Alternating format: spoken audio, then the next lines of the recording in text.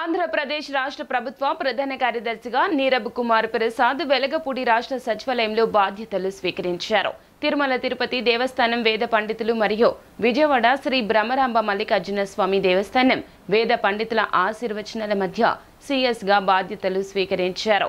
ఈ కార్యక్రమంలో జిఏడి కార్యదర్శి Suresh Kumar, special CS Gopalakrishna Dwivedi, PCCS Y Madhusudan Reddy, IT కార్యదర్శి కె శశిధర్, సర్వీసెస్ శాఖ కార్యదర్శి పి భాస్కర్, కార్యదర్శి శ్రీధర్ తదితర శాఖల కార్యదర్శులు పాల్గొన్నారు. విజయవాడ శ్రీ బ్రహ్మరాంబ మల్లికార్జున స్వామి దేవస్థానం వేద పండితుల ఆశీర్వచనాల మధ్య సిఎస్ గా బాధ్యతలు స్వీకరించారు. ఈ కార్యక్రమంలో జిఏడి కార్యదర్శి Suresh Kumar, special CS Gopalakrishna Dwivedi, PCCF Y Madhusudan Reddy, IT కార్యదర్శి కె శశిధర్, సర్వీసెస్ శాఖ కార్యదర్శి పి భాస్కర్, కార్యదర్శి శ్రీధర్ తదితర శాఖల కార్యదర్శులు పాల్గొన్నారు.